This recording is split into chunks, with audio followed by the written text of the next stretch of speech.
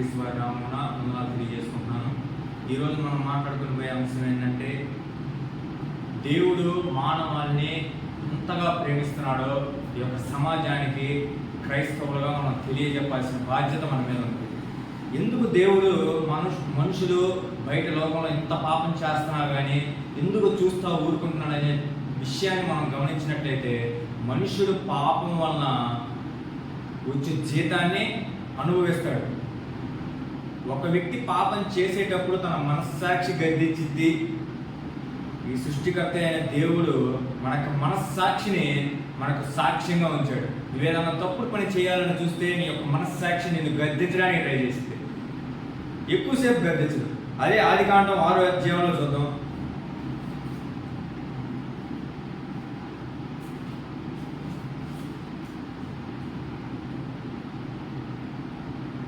ఆదికాండం 6వ అధ్యాయము 3వ వచనం. అప్పుడు యెహోవా, నా ఆత్మ నరులతో ఎల్లప్పుడూ వాదించదు, వారు తమ అక్రమ విషయంలో నరమాత్రులై ఉన్నారు, అయినను వారి దినములు 120 ఏళ్ళు అవునను. వాళ్ళ యొక్క హృదయం ఎట్టయిందంటే 5వ వచనంలో చదువుతున్నాడు, నరుల చెడుతనము భూమి మీద గొప్పదనియో, వారి హృదయం యొక్క తలంపులలోని ఊహ అంతయు ఎల్లప్పుడూ కేవలం చెడ్డదనియో యెహోవా చూచి, తాను భూమి మీద నరులను చేసినందుకు యెహోవా సంతాపము నుండి తన హృదయంలో రచ్చుకొనెను. ఎప్పుడు నరుల హృదయం ఎల్లప్పుడూ భూమి మీద వాళ్ళ యొక్క హృదయంలో చెడుతనం అనేది నిండుకొని పోయింది. మీ యొక్క హృదయం పవిత్రంగా ఉండినట్లయితే మీరు చేసే ప్రతి క్రియ కూడా పవిత్రంగా మారుతుంది. మీ దేహం ఒక దీపము కన్నే కనుక మీ కన్ను తేటగా ఉండినట్ల మీ దేహము వెలుగుమయమై ఉండును. నీ కన్నులోనికి ఏదైతే ప్రవేశించిద్దో అది నీ యొక్క తలలో నుంచి నీ యొక్క హృదయంలోనికి ప్రవేశించింది. ఎందుకంటే నీ యొక్క హృదయంలో నుంచి జీవజల నదులు పారడానికి ఆయన యొక్క వాక్యాన్ని నీ యొక్క హృదయ లోతుల్లో భద్రపరుస్తున్నాడు. వీటన్నిటి మీద నీకు నమ్మకం, అవగాహన ఉండాలంటే ఇట్లాంటి బైబిల్ క్లాసులో మనం ఖచ్చితంగా నేర్చుకోవాల్సిన వారే ఉన్నాం. ఎందుకంటే ఈ సృష్టిలో సకల కోట మానవ జాతి మొత్తం పాపం చేసి దేవుడు అనుగ్రహించు మహిమను పొందలేకపోతున్నారు. ఎందుకు పొందలేకపోతున్నారు? వాళ్ళు పాపం చేసి దేవుడి నుంచి ఎడబాటును కలగజేస్తున్నారు. పాపం అంటే ఏంది అంటే, ఒక మనిషి దేవుడు ఆజ్ఞ ఇస్తే ఆ ఆజ్ఞకి అవిధేయత చూపించి ఆ ఆజ్ఞని అతిక్రమించి దానికి అవిధేయత చూపడమే దేవుడి నుంచి ఎడబాటును కలగజేస్తున్నాడు. అంటే దేవుడితో ఉన్న సహవాసాన్ని తెంచుకున్నాడు. ఎందుకంటే ఆదామును చేసిన 6వ దినాన తర్వాత దేవుడు 7వ దినాన విశ్రమించడానికి మొదలుపెట్టినప్పుడు దేవుడు దాన్ని విశ్రాంతి దినముగా లెక్కించాడు. అది ఆదాముకు మొదటి దినం, దేవుడికి విశ్రాంతి దినం. దేవుడికి విశ్రాంతి దినం అంటే ఆదాముకు మొదటి దినం ద్వారా ఆయన అతనితో సహవాసం కలిగి జీవించాలన్నాడు కోరిక దేవుడు. ఎందుకంటే ఎల్లప్పుడూ దేవుడు మొదటిగా ఆశించేది మనల్ని ఆయనతో సహవాసం కలిగి జీవించడానికి. ఆయనతో సహవాసం లేకపోతే మన జీవితాలు దుర్భరంగా మారిపోతాయి. మనం ఎంతో పాపాత్ములుగా మారి నేటి క్రైస్తవులు కూడా పాపం చేయడానికి కారకులు అవుతున్నారు. ఎందుకంటే వాళ్ళ యొక్క మనస్సాక్షి గద్దింపున వెనక భ్రష్టత్వంలో కొట్టుకొని పోతున్నారు. మన సహవాసం ఎవరితో ఉండాలో యోహాను రాసిన పత్రిక 1వ యోహాను 1వ అధ్యాయం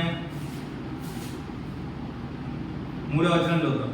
మాతో కూడా మీకును సహవాసం కలిగినట్లు మేము చూచిన దానిని వినిన దానిని మీకు తెలియజేస్తున్నాము. మన సహవాసం అయితే తండ్రితో కూడాను ఆయన కుమారుడైన యేసుక్రీస్తుతో కూడాను ఉన్నది. మన సంతోషం పరిపూర్ణమవుటకే మేము ఈ సంగతులను రాయిచున్నాము. మన సహవాసం అయితే తండ్రితో కూడాను ఆ పరలోకమున్న తండ్రితో మన సహవాసం పెంచుకుంటూ తర్వాత ఆయన కుమారుడైన యేసుక్రీస్తు ప్రభువుతో మన సహవాసాన్ని ముందుకు కొనసాగేయమని, వాళ్ళిద్దరూ మన యొక్క నివాసం చేస్తానని చెప్పి ప్రభు అయిన యేసుక్రీస్తు వరకు భూమి మీద ఉన్న దినాల్లో మనతో ఆయన శిష్యులతో చెప్పారు. ఎవరైతే నన్ను వెంబడింపబోరని ఎడల వాడు తనను తాను ఉపేక్షించుకొని తన సిలువను ఎత్తుకొని నన్ను వెంబడింపవలను. ఎందుకంటే యేసుక్రీస్తు ప్రభు 3 సంవత్సరాలలో ఆ 3 సంవత్సరాల తర్వాత ఒక 6 గంటలు మాత్రమే సిలువ మీద కాకుండా సిలువను మోయకుండా తన అంతరంగమందు 33 సంవత్సరాలు సిలువను మోసిన వ్యక్తి యేసుక్రీస్తు. ఎందుకంటే సిలువ ఆయన చేయకుండా ఏది చెప్పడు, చేసి ఖచ్చితంగా నిరూపించిన వ్యక్తి మన ప్రభువైన యేసుక్రీస్తు వారు. ఈ లోకం ఆయన గుర్తించలేదు.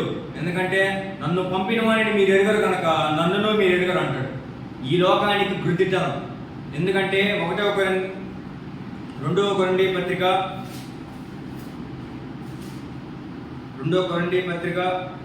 4వ అధ్యాయం 4వ వచనం. దేవుని స్వరూపమై ఉన్న క్రీస్తు మహిమను కనపరచు సువార్త ప్రకాశము వారికి ప్రకాశింపకుండా నిమిత్తము ఈ యుగ సంబంధమైన దేవత అవిశ్వాసులైన వారి మనోనేత్రములకు గ్రుడ్డితనము కలగజేసెను. ఈ యుగ సంబంధమైన దేవత అవిశ్వాసుల కళ్ళకు గ్రుడ్డితనం కలగజేసింది. సాతాను వెలుగుదోత వలె వేషం వేసుకొని వస్తాడు. ఏదో భయంకరంగా 2 కొమ్ములు వేసుకొని రాడు. అలా వస్తే మీరు పారిపోతారు. సాతాను ఎలా వస్తాడంట? హవ్వకు ఎలాగైతే ఆకర్షణీయ చూపులకు రమ్యమైనది, తినుటకు రమ్యమైనది అని ఎంచుకొని ఆమె దాని ఆకర్షణకు గురైంది. అంటే వాడు నేత్రానికి ఆశ కలిగించాడు, తర్వాత శరీరాశానికి కలిగించాడు, తర్వాత జీవపు డంబాన్ని కలిగించి లోకాన్ని పాపంలో పడివేశాడు. అంటే ఏంటంటే సాతాను నిన్ను శోధించడానికి ఆకర్షణీయమైన వ్యక్తులను కానీ ఆకర్షణీయమైన ఏదైనా వస్తువులు కానీ నీకు చూపించినప్పుడు నీకు సెల్ఫ్ కంట్రోల్ ఉండాలి. నీకు సెల్ఫ్ కంట్రోల్ ఉన్నప్పుడు యేసుక్రీస్తు ప్రభువు వారు శోధించినప్పుడు మనుషుడు రొట్టె వల్ల మాత్రమే కాదు కానీ దేవుడి నోట నుండి వచ్చి ప్రతి మాట వల్ల జీవించనని చెప్పి మనం కూడా నమ్మకమైన ధైర్యంతో చెప్పగలం. ఎందుకంటే అంధకారంలో నుండి వెలుగు ప్రకాశించును గాక అని పలికిన దేవుడే తర్వాత వచనం. తన మహిమను గూర్చిన జ్ఞానము యేసుక్రీస్తునందు వెల్లడిపరచుటకు మా హృదయములలో ప్రకాశించను గనుక మేము మిమ్మును గూర్చి ప్రకటించుకొనుటకు రాలేదు కానీ క్రీస్తు యేసును గూర్చిన ఆయన ప్రభువనియు మమ్మును గూర్చి యేసు నిమిత్తము మేము మీ పరిచారకులమనియు ప్రకటించుచున్నాము. అంటే ఎలాగైతే దేవుడు ఆదియందు దేవుడు వెలుగు కమ్మని పలకగా వెలుగు చీకటి వేరైపోయింది, అలాగే నీ యొక్క హృదయంలో వెలుగు చీకటిని వేరుపరచగల దేవుడు ఆయనే. దేవుడు అంటే ఎవరు? సర్వశక్తిమంతుడు, సర్వాంతర్యామి, సర్వజ్ఞాని. ఆయనకు నువ్వు రూపం చేయలేవు, ఆయనకు హస్తకృతయాలయంలో నీవు ఉంచలేవు. ఆయన ఆకాశం నా సింహాసనం, భూమి నా పాదపీఠం అన్న ఆ సర్వశక్తి ఉన్న దేవునికి నీవేమి సమాధానం చెప్పగలవు? నువ్వు చేసిన హస్తకృతాలయంలో దేవుడు నివసింపడు. సహోదరి సహోదరులారా గుర్తించండి, ఈ యుగ సంబంధమైన దేవత అవిశ్వాస కళ్ళకు గుడ్డితనం కలగజేసి వాళ్ళని ఇంకా అంధకారంలోకి నెట్టివేస్తుంది.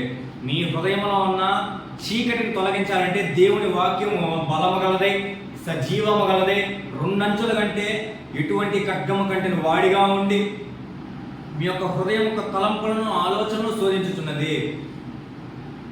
అంటే నీ యొక్క హృదయంలో ఉన్న ఆలోచనలు ఆయన వాక్యం ప్రాణాత్మలను విభజించుమట్టుకు దూర్చు కీళ్లను మూలగును శోధించుతున్నది. నీ యొక్క హృదయంలో ఏవైతే దుష్ట తలంపులు మెదులుచున్నాయో ఆ యొక్క తలంపులను తీసివేయడానికి దేవుని వాక్యం ద్వారా నీ యొక్క హృదయాన్ని ఉదక స్నానంతో కడిగాడు. అంటే నీ యొక్క హృదయాన్ని బాగా కడుక్కోవాలి. నువ్వు బయటికి వెళ్ళినప్పుడు ఒక మరక నీకు అనుకున్నప్పుడు దాన్ని ఖచ్చితంగా క్లీన్ చేసుకోవాలి, లేకపోతే నీకు చిరాకు అనిపిస్తుంది. అలాగే నీ యొక్క హృదయానికి బయట లోకంలోకి వెళ్ళినప్పుడు నీ హృదయానికి మరకలు అనుకుంటు, అది వినడమైనా కానీ చూడటమైనా కానీ నీ యొక్క మాటల ప్రకారమైనా కానీ నువ్వు చేసే ప్రవర్తన ప్రకారం కానీ నీ యొక్క కన్నుల విషయం ఉందో నీ యొక్క దేహ విషయం ఉంది, ఏదైనా కానీ దాన్ని పవిత్రపరచుకోవాలంటే నువ్వు వాక్యం ద్వారా దినదినము నూతనపరుచుకుంటూ ఉండాలా. దేవుని వాక్యం మనకి ఏమని హెచ్చరిస్తుందంటే ప్రతి మనుషుడు ఏదో ఒక దానికోసం పరిగెడుతున్నాడు. ఎందుకు పరిగెడుతున్నాడు? ఆ మనిషికి ఏదో కావాలి. ఆ మనిషి ఆశిస్తున్నది దేవుని తప్ప ప్రతిదీ ఆశిస్తున్నాడు. ఈ లోకం కావాల్సిందే పాపాన్ని ఎక్కువ కోరుకునేది. ఆదాము హవ్వల తెచ్చిన గొప్ప వరం ఏందో తెలుసా? మంచి చెడు. ఎందుకు నేను మంచి చెడు అనేది ఒక వరంగా భావిస్తున్నానంటే ఒక మంచి చెడు మనకు తెలిసిన తర్వాత మంచి ఎంచుకొని దేవుడి దగ్గరికి రావడం మనకు ఒక కారణం అవ్వాలి. చెడుని తెలుసుకొని సాతాను దగ్గరికి వెళ్ళడం కన్నా మంచిని తెలుసుకొని దేవుడి దగ్గరికి వెళ్ళి ఆయన సొంత చిత్తానికి మనకిచ్చిన స్వేచ్ఛా చిత్తానికి ఆయన కోసం వినియోగించుకుంటే ఆయనకి సంతోషం. అసలు దేవుడు ఎందుకు ఆదామని చేశాడు? ఆ తోటలు ఎందుకు పెట్టాడు? వాళ్ళు పాపం చేస్తున్నప్పుడు దేవుడు ఆపచ్చు కదా అని మీరు అడుగుతారు. దేవుడు ఆపల. ఎందుకంటే మానవుడికి ఇచ్చిన స్వేచ్ఛను దేవుడు ఎప్పుడు దొంగలించడో ఆ స్వేచ్ఛకి దేవుడు గౌరవం ఇస్తాడు. ఇప్పటికి కూడా నీ స్వేచ్ఛకు గౌరవం ఇస్తున్నాడు. నువ్వు ఎప్పుడైతే ఆయన్ని యాక్సెప్ట్ చేసి ఆయన దగ్గరకు వస్తావో అప్పుడు నువ్వు దేవుని కుమారుడిగా అంగీకరించబడతావు. లేదు నేను రిజెక్ట్ చేసి నరకానికి వెళతానంటే దానికి కూడా దేవుడు గౌరవిస్తాడు. ఎందుకంటే నీ యొక్క నిర్ణయం మీద ఏదైనా ఆధారపడి. అంటే దేవుడు నిన్ను కోరుకుంటున్నాడు. దేవుడు కోరుకున్నప్పుడు నీ యొక్క చిత్తానికి ఆయన యొక్క చిత్తానికి సమర్పించుకుంటూ యేసుక్రీస్తు ప్రభువారి వలె ఆయన గెత్సెమనే తోటలో చేసిన ప్రార్థన వల్లే మనం కూడా చేయాలి. దేవా, నా చిత్తం కాదు, నా యందు నీ చిత్తమే సిద్ధించును గాక. నా యందు, నా శరీరం యందు, నా ప్రవర్తన యందు, నా యొక్క మాటల యందు, నా యొక్క చూపుల యందు నీ చిత్తాన్ని నెరవేర్చడానికి ఈ భూమి మీదకి వచ్చాను దేవా. నా చిత్తాన్ని నెరవేర్చుకోవడానికి రాలేదు, కానీ నీ చిత్తాన్ని ఈ భూమి మీద నెరవేర్చి మా పరుగు కడముట్టించి మీ వద్దకు రావడానికి మాకు సహాయాన్ని దయచేయండి. శోధంలోకి ప్రవేశించకుండా మమ్మల్ని మేము కాపాడుకోవడానికి మాకు శక్తిని దయచేయండి దేవా అని చెప్పి మనం ప్రార్థించగలిగినట్లయితే మనం ప్రతి శోధనలో పాపం మీద జయ జీవితాన్ని పొందుకోగలం. ఈనాటి క్రైస్తవులు, నేటి బోధకులు క్రైస్తవ్యానికి నేర్పిస్తున్న పాఠాలు సిలువను గురించిన వార్త తక్కువైపోయింది. ఏదో రాజకీయం గురించి మాట్లాడతాడు, ఏదో పనికి మాలిన కబుర్లు మాట్లాడడానికి వాళ్ళు వీడియోలు చేసి యూట్యూబ్లో పెట్టడం, ఒకరినొకరు నిందించుకోవడం, ఒకరినొకరిని అగౌరవంగా తిట్టుకోవడం క్రైస్తవ సహోదరులు కూడా చేస్తున్నారు. ఎందుకంటే సాతాను వాళ్ళని ప్రేరేపించి వాళ్ళని అంధకారంలోకి నెట్టివేసి వాళ్ళని నరకానికి తీసుకెళ్ళడానికి చేస్తున్న మార్గమే అపవాది యొక్క తంత్రములు. అపవాది తంత్రంలో మనం, సాతాను తంత్రంలో మనం ఎరగని వారము కాము అని పౌలు గారు 2వ అధ్యాయం 11వ వచనంలో చదువుతున్నారు 2 కొరింథీ పత్రికలో. అంటే సాతాను తంత్రములను, వాడి యొక్క కుయుక్తుల్ని మనం ఎరుగని వారం కాము. వాడు ఏదైతే కుయుక్తి చేస్తాడో, వాడు బైబిల్ చదవనీయకుండా చేస్తాడు, వాడిని వాక్యం విననీయకుండా చేస్తాడు. మన వాక్యాన్ని వినడానికి సిద్ధంగా ఉండి మన హృదయాన్ని దేవునికి సమర్పించుకొని మనం ఖచ్చితంగా ఆయన చిత్తానికి, మన చిత్తం ఏదైతే ఉందో దాన్ని విరగొట్టుకోవాలి. యేసుక్రీస్తు ప్రభువు ఎలాగైతే రొట్టెను విరిచి మన చేతికి ఇచ్చాడు, అలాగే ఆయన యొక్క సొంత చిత్తాన్ని విరిచేసుకున్నాడు. దినదినము తన సొంత చిత్తాన్ని విరిచేసుకొని మన కోసం తన శరీరాన్ని కలువరి శిలువ మీద నలిగిపోయాడు. నీ పాపం కోసం ఆయన మరణించాడు, కాబట్టి ఇతరుల పాపం కోసం నువ్వు మరణించాలి. ఎందుకు నీ కోసం ఆయన మరణించాలి? ఈ నేటి ప్రపంచం ఆయన గుర్తించట్లా. ఎందుకు గుర్తించట్లా? ఆ మహానుభావుడు ఆ ప్రాణత్యాగం చేస్తే ఈ నేటి క్రైస్తవులకు కానీ అన్యులకు కానీ అసలు లెక్కే లేదు. ఎందుకంటే ఆయన ఎంతో ప్రాణత్యాగం చేసి మన కోసం కలువరి శిలువలో తన రక్తాన్ని కాచిన ఏకైక వ్యక్తి యేసుక్రీస్తు. ఎందుకంటే ఆయన లేకపోతే నీ పాపానికి ప్రాయశ్చిత్తం లేదు. నువ్వు ఎక్కడికైనా వెళ్ళి ఈ ప్రపంచంలో నువ్వు ఎక్కడికి వెళ్ళినా పాపానికి ప్రాయశ్చిత్తం కలగదు. నువ్వు ఎక్కడికి వెళ్ళినా పాపానికి ప్రాయశ్చిత్తం కలగదు. యేసుక్రీస్తు రక్తంలోనే నీకు పాప క్షమాపణ ఉంది. ఎలా నువ్వు చెప్పగలవు పాప క్షమాపణ ఉందని? 2000 సంవత్సరాల క్రితం చనిపోయిన వ్యక్తి రక్తం నాకు ఇప్పుడున్న 2024 ఎలా సరిపోయింది నువ్వు అడుగుతావు? ఎప్పుడో వచ్చిన రోగానికి నువ్వు తక్షణమే ముందు కనుక్కుంటున్నావు, లేకపోతే రాబోయే రోగానికి నువ్వు ఇప్పుడే ముందు కనుక్కుంటున్నావు. నువ్వు ఎప్పుడో పాపం చేస్తావని ఆయనకి తెలుసు, కాబట్టి నీ కోసం తన కుమారుడు రక్తాన్ని 2000 సంవత్సరాలకు పూర్వమే నీ కోసం సిద్ధపరిచాడు. మన కోసం ప్రధాన యాజకుడై ఆరోహణమై పరలోకముందు తన కుడి పార్శ్వమున, తన తండ్రి యొక్క కుడి పార్శ్వమున హెచ్చించబడిన ఆ వ్యక్తిని మనం చూడగలిగినట్లయితే, మీరు అనుకున్న యేసుక్రీస్తు ప్రభు అయితే ఆయన కాదు. ఈ లోకం అనుకుంటున్న యేసుక్రీస్తు ప్రభు ఆయన కాదు. సూచ్యక్రియలు కాదు, అద్భుత కార్యములు చేసేవాడు కాదు. నీ సొంత చిత్తాన్ని, ధనభోగాల కోసం, నీ యొక్క ఆశలు తీర్చుకోవడానికి యేసుక్రీస్తు ప్రభువు రాలేదు. ఆయన కోసం ఆయన ఎప్పుడు ఒక కన్నీరు కూడా కాచాల. నీ కోసం కలువరి శిలువలో తన కన్నీరు కాచాడు. నీ కోసం గెత్సెమనే తోటలో చెమటను రక్తంగా మార్చుకున్నాడు. నీ కోసం ఆయన మరణించాడు. అది నువ్వు గుర్తించగలిగినట్లయితే నువ్వు ఆయన త్యాగాన్ని సరిగ్గా వినియోగించుకుంటావు. మనకే అర్హత లేదు. తన అత్యంత కృపను తన కుమారుడి ద్వారా జగత్తు పునాది వేయబడక మునిపే ఆయన మన క్రీస్తులో ఏర్పరచుకొనెను. ఎంత గొప్ప తండ్రి ఈ భూమి మీద ఉన్నాడా అంటే ఉండడు. ఈ భూమి మీద కన్న తల్లిదండ్రుల కంటే నిన్ను దేవుడు ఎక్కువగా ప్రేమించుచున్నాడు అని చెబితే నువ్వు వెర్రివాడివని అంటారు. కన్న తల్లి తండ్రి కన్నా దేవుడు నిన్ను ఎక్కువగా ప్రేమించుచున్నాడు. ఆకాశ పక్షులను పోషిస్తున్న నీ కన్న తండ్రి కాదు, నీ కన్న తల్లి కాదు. ఈ యొక్క సృష్టిని నడిపిస్తున్నది నీ యొక్క వెనుక ఉన్న ఒక శక్తి ఉంది. ఆ శక్తి ఎవరో నువ్వు తెలుసుకోగలిగితే, ఆ దేవుడు నిన్ను ఎంతో అద్భుతకరంగా చేసాడని నువ్వు భావించగలిగితే, అసలు నేను ఎందుకు ఈ భూమి మీదకి వచ్చాను? మనలో మనం అడుగుకొనవలసిన ప్రశ్న ఏమిటంటే, నేను ఎందుకు పుట్టాను? నేను ఎందుకు మరణించుతున్నాను? నా యొక్క చిత్తం ఏంది? నా యొక్క జన్మకు కారణం ఏంది? నేనెందుకు ప్రతిదినం కష్టపడాలి? నేనెందుకు చనిపోవాలి? చనిపోయిన తర్వాత ఎక్కడికి వెళ్తాడు ఈ మానవుడు? నేటి మానవాళికి ఈ యొక్క సత్యం తెలిస్తే ఈ భూమి మీద యేసుక్రీస్తు ప్రభువులాగా బతుకుతాడు. యేసుక్రీస్తు బ్రతకలేకపోవడానికి కారణం ఏంటంటే, ఆయన అంత పరిశుద్ధవాడు, ఆయన కాబట్టి, దేవుడు కాబట్టి బతికాడంటే, దేవుడు కాబట్టి బతికాడు కాబట్టి అంటే మనం బతకలేము.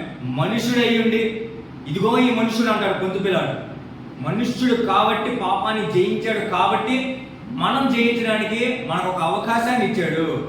నా రాజ్యం ఈ లోక సంబంధమైనది కాదు, మా రాజ్యం ఈ లోక సంబంధమైనది అయితే నా సేవకులు ఎప్పటికే పోరాటం మొదలు పెట్టుదురు. ఈ లోకానికి సిలువను గుర్చిన వార్త ఎట్లున్నదో పౌలు గారు తన కొరింథీయులకు రాసిన మొదటి పత్రికలో 1వ అధ్యాయము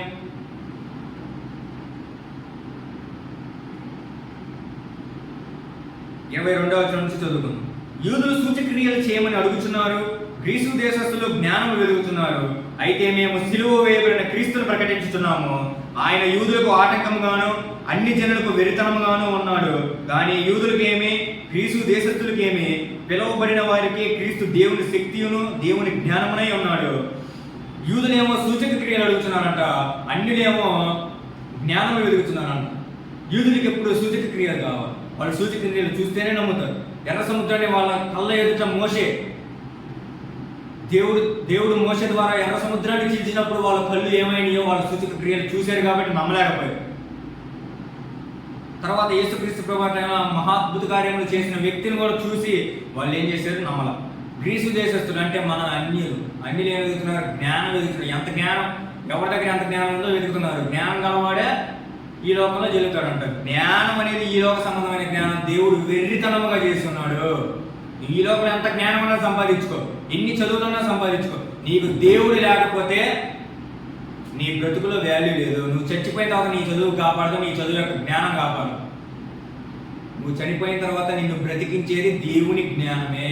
ఆయన యొక్క మాట ద్వారా ఈ యొక్క సమస్త సృష్టి నడిపించబడుతున్న వాస్తవం నీకు తెలియగలిగినట్లయితే, నువ్వు ఆయన్ని ఒక శక్తిగా, యేసుక్రీస్తు ప్రభువుని దేవుని జ్ఞానముగా నీవు చూడగలిగినట్లయితే నువ్వు ఖచ్చితంగా యేసుక్రీస్తు ప్రభువుని అంగీకరించి మారు మనసు పొంది ఆయన యందు విశ్వాసం ఉంచి బాప్తిస్మం తీసుకుని ఆయన యొక్క రాజ్యంలో చేర్చబడడానికి నువ్వు సిద్ధం చేసుకుంటావు. ఎందుకు ఈ మానవాళి పాపం చేస్తుంది అనే ముఖ్యమైన కారణం ఏంటంటే, వాళ్ళు యేసుక్రీస్తు ప్రభువుతో చేసుకోలేకపోతున్నాం, మ్యాచ్ చేసుకోలేకపోతున్నాం. ఆయనలా మేము బతకలేము అనుకుని వెనకడుగు వేస్తున్నారు. యేసుక్రీస్తు ప్రభువు చేయలేనిది ఎప్పుడు చెప్పడు. ఆయన ఖచ్చితంగా మనల్ని చేసేదే చదువు. మన కష్టతరమైన పని మన భుజాల మీద వేయడు దేవుడు.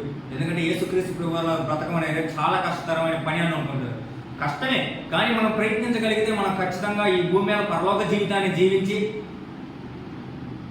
మన కోసం ఆయన 2వ రాకడలో మనల్ని తన కోసం సిద్ధపరచుకున్న ఆ స్వాస్థ్యంలోకి మనం తీసుకువెళ్తారని విశ్వాసాన్ని మనం కలిగి జీవించినట్లయితే మనం ఖచ్చితంగా ఆయన ఎందుకు విశ్వాసం ఉంచగలుగుతాం. నా కోసం ఎందుకు మరణించాలి ఆయన? నేనెంతటి పాపాత్ముడను, నా కోసం మరణించడానికి గల అర్హత ఏముంది, నాలో అంత గొప్పతనం ఏముందని నువ్వు అడగచ్చు. నీ కోసం మరణించాడు, నువ్వు చేసే పాపాల కోసం మరణించగలవు. నీ పాపాలే ఆయన కలువ శిలువ మీద మేకలో దిగ్గొట్టి నువ్వు గుర్తించాలి. ఎందుకంటే సువార్త అంగీకరించడానికి, సువార్త నిరాకరించడానికి నీ చేతిలో పెట్టేశాడు దేవుడు. మళ్ళీ నీ కోసం బలిగా అర్పించడానికి తన కుమారుని ఈ భూమి మీద పంపించడు. ఆల్రెడీ 2000 సంవత్సరాల క్రితం వచ్చి సమస్త మానవాళి కొరకు తన రక్తాన్ని, శుద్ధమైన రక్తాన్ని ఈ భూమి మీద కలువరి శిలువలో తను కాల్చాడు. ఆ విషయాన్ని నువ్వు గ్రహించగలిగినట్లయితే ఖచ్చితంగా నీకు పరలోక రాజ్యం ఇవ్వడానికి తన యొక్క చేతులు పరలోకం నుండి నీకు చాపి ఉన్నాడు మన పరలోకం ఉందన్న తండ్రి. సహోదరులారా, మన యొక్క జ్ఞానాన్ని నేర్చుకునేటప్పుడు తొందరపాటుతో కాకుండా చిన్నగా మీ యొక్క గ్రంథాలను విప్పుతా, గ్రంథంలో ఉన్న ప్రతి వచనాన్ని మనం అర్థం చేసుకోగలిగినట్లయితే మన యొక్క మనోనేత్రాలు వెలిగించబడతాయి. దేవుడు మనల్ని ఎంతో ఉన్నత స్థాయిలో పెట్టడానికి తన కుమారుని ఈ భూమి మీద పంపించాడనే విషయాన్ని ప్రతి క్రైస్తవుడు గ్రహించాలి, అన్యులు సైతం గ్రహించాలి. ఇదంతా ఒక మాయ, ఈ లోకం అంతా ఒక ముసుగులో ఉంది. ఆ ముసుగును తొలగించుకొని, ఆ చీకటిని తొలగించుకొని సూర్యుడు ఎలాగైతే ఉదయాన్నే వస్తాడో అలాగే నీవు కూడా నీ పాపాలని, నీలో ఉన్న చీకటిని తొలగేసుకుంటూ నీలో ఉన్న వెలుగుని బయటికి తీసుకురావడానికి ప్రయత్నించు. ఎందుకంటే నీలో వెలుగు ఉంది. యేసుక్రీస్తు ప్రభువారు నీలో ఉంటున్నాడు. జీవించువాడు నేను కాదు, నా యందు క్రీస్తే నివసించుచున్నాడని చెప్పి పౌలు గారు అన్నారు తన పత్రికలు. మనలో కూడా మన యందు మనం జీవించకుండా, మన కోసం మనం బ్రతకకుండా, మన యొక్క సొంత చిత్తాన్ని సిలువ వేసుకుంటూ, మన సొంత చిత్తాన్ని ఉపేక్షించుకుంటూ, మనల్ని మనం చంపుకుంటూ, తన కుమారుడు ఎలాగైతే బ్రతికాడు, ఈ భూమి మీద ఒక మాదిరికరమైన జీవితాన్ని జీవించాడు, ఆయన గొప్పగా పరిచర్య చేశాడు. 3 సంవత్సరాల్లో అంత పరిచర్య ఎవరు చేయలేదు ఈ భూమి మీద. కేవలం 3 సంవత్సరాల్లో ఈ ప్రపంచం అంతా ప్రఖ్యాతిగాంచేలా తన యొక్క జీవితాన్ని ప్రదర్శించిన వ్యక్తి. మన జీవితం ఎప్పుడు ఎలా ఉండాలంటే తెరచిన పుస్తకం వల్లే మన జీవితం ఉండాలి. ఏ పేజీ అయినా తిప్పుకొని చూసుకునేలాగా బయట ఉండాలి. మన జీవితం అనేది ఓపెన్గా ఉండాలి. యేసుక్రీస్తు ప్రభువు ఎప్పుడు ఏది దాచుకోలేదు. మన కోసం సమస్తాన్ని త్యాగం చేసిన వ్యక్తి. తన ఇష్టాల్ని, ఈ లోకంలో ఆయన ఎప్పుడూ సుఖాన్ని అనుభవించడు. యేసుక్రీస్తు ప్రభువు యొక్క బాధని, ఆయన నీ కోసం అనుభవించిన కొరడా దెబ్బల్ని, చర్మం చీల్చుకుంటా పోయిన కొరడా దెబ్బలు నీ కళ్ళ ఎదుట నువ్వు ఒకసారి ప్రదర్శించుకొనుకో. ఇస్కరియోతు యువతలాగా ఉండగా నీలో ఉన్న క్రీస్తును నువ్వు అమ్ముకోబాకు. క్రీస్తే నా ఎందుకు జీవించుతున్నానని చెప్పి పౌలు గారు అన్నప్పుడు, క్రీస్తు నీలో ఉన్నాడు కనుక మీరు పరిశుద్ధులై ఉన్నారు. మీలో ఉన్న క్రీస్తుని అమ్ముకొనగాకండి. ఇస్కరియోతు యోధ భ్రష్టుడైపోయి తన కళ్ళకే పాపాన్ని కప్పివేసుకుని యేసుక్రీస్తు ప్రభువుని 30 వెండి నాణాల కోసం అమ్మేసుకున్నాడు. అక్కడ 30 వెండి నాణాలు ముఖ్యం కాదు, కానీ తనలో ఉన్న క్రీస్తుని అమ్మేసుకున్నాడు.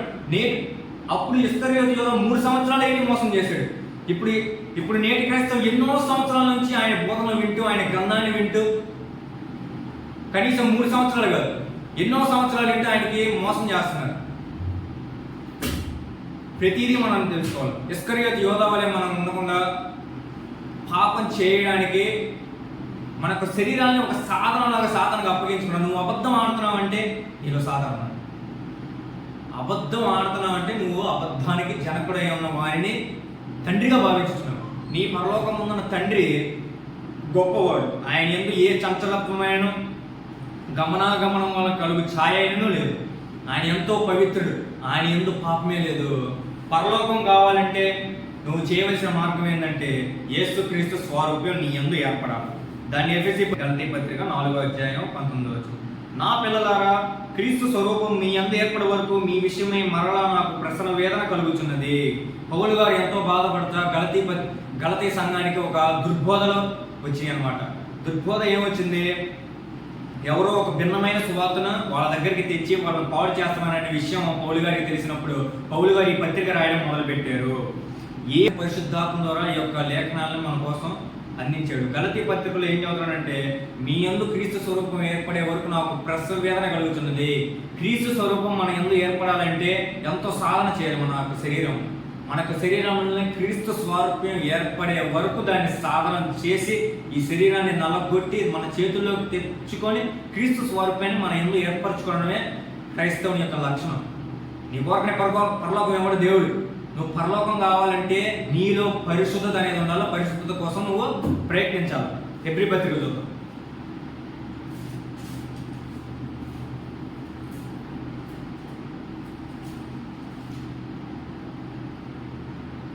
హెబ్రీ పత్రిక 12వ అధ్యాయం 14వ వచనం. అందరితో సమాధానమును పరిశుద్ధతయో కలిగి ఉండటకు ప్రయత్నించుడే. పరిశుద్ధత లేకుండా ఎవడను ప్రభువును చూడడు. మీలో ఎవడైనానో దేవుని కృపను పొందకుండా తప్పిపోవునేమో అనియో చేదైన వేరు ఏదైనాను మొలిచి కలవరపరచుట వలన అనేకులు అపవిత్రుడైపోవుదేమో అనియో ఒక పూట కూటి కొరకు తన జ్యేష్ఠత్వ హక్కు అమ్మి వేసుకున్న ఏసేవ వంటి భ్రష్టుడైనను వ్యభిచారి అయినను ఉండినేమో అని జాగ్రత్తగా చూసుకొనుడి. పరిశుద్ధత లేకుండా ప్రభువును చూడడం అనేది అసాధ్యం. చూడరు.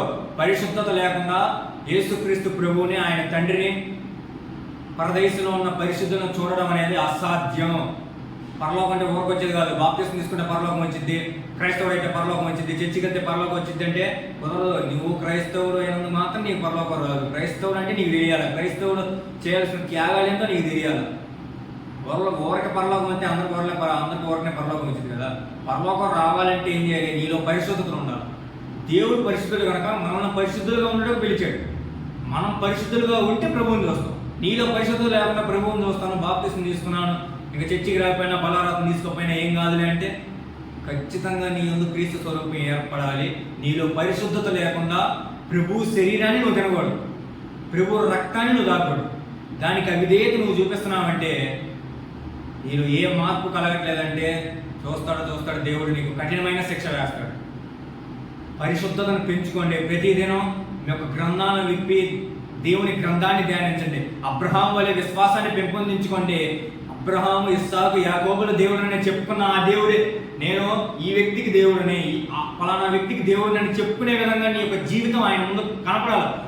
దేవుడు లేడని బుద్ధిహీనులు తమ హృదయంలో అనుకుంటారంట.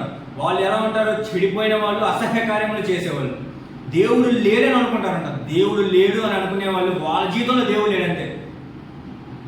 ఈ సృష్టిని నడిపిస్తుంది ఎవరు? ఈ మహావిశ్వాన్ని నడిపిస్తున్న దేవుడు ఎవరు? ఈ యొక్క భూమిని గంటకి ఎన్నో కిలోమీటర్ల వేగంగా తిప్పుతున్న ఆ వ్యక్తి ఎవరు? నువ్వు తిప్పుతున్నావా? తిప్పట్లేదు. ఆ తిప్పుతున్న వ్యక్తి ఎవరు? దానంతటికి ఏది తిరగదు, దానంతటికి ఏది పుట్టదు. నీ పరలోకమున్న తండ్రి నీ కోసం ఏర్పరిచి ఈ భూమిని తయారు చేసి ఆ భూమి మీద నీకు కావాల్సినవన్నీ ఏర్పాటు చేసిన వ్యక్తి నీ పరలోకమున్న తండ్రి. ఆయన మహిమపరచడానికి ఈ భూమి మీదకి వచ్చినావు నువ్వు.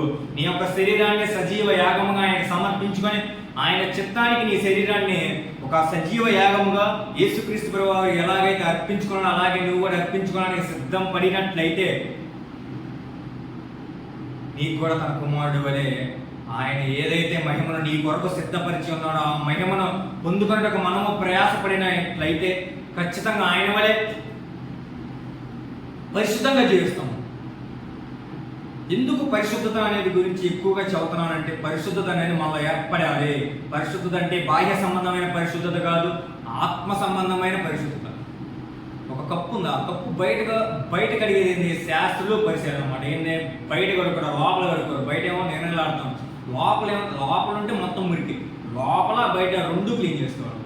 నీ యొక్క హృదయం లోపల ఉన్న చెత్తని క్లీన్ చేసుకుంటా ఉండాలి రోజు. నీ హృదయంలో పేరుకుపోయిన మలినాన్ని ప్రతిదినం నువ్వు తుడిచివేసుకున్నట్లయితే అప్పుడు నువ్వు నీతిమంతుడిగా ఎంచబడతావు. అబ్రహాము దేవుని నమ్మిన కనుక అది అతనికి నీతిగా ఎంచబడింది. నమ్మిన తర్వాత, నమ్మక ముందు కాదు, నమ్మిన తర్వాత దేవుడు అతన్ని నీతిమంతుడిగా ఎంచాడు. ఎందుకంటే దేవుడు ఏదైనా చేయగల సమర్థుడని నువ్వు విశ్వసించాలి. ఒక యవ్వనస్తుడిగా నేను ఖచ్చితంగా దేవుని కోసం నా యొక్క జీవితాన్ని త్యాగం చేసి ఆయన కోసం బ్రతకడానికి, మేము సిలువ వేయబడిన హతసాక్షులుగా మారడానికైనా సిద్ధమే. పౌలు గారి వలె ఎన్నో దెబ్బలు తినడానికైనా సిద్ధంగా ఉన్న యవ్వనస్తుడి వలె సంఘంలో నమ్మకమైన సాక్షిగా జీవించడానికి మన వంతు మనం ప్రయత్నం చేయడానికి, మన యొక్క సంఘాన్ని మనం ముందుకు తీసుకెళ్ళడానికి మనం ప్రయత్నిద్దాం. తర్వాత ఒక వీడియోలో మనం వేరే పాఠం గురించి మనం తెలుసుకోవాలి. కళ్ళు మూసుకున్నట్లయితే ప్రార్థన చేద్దాం.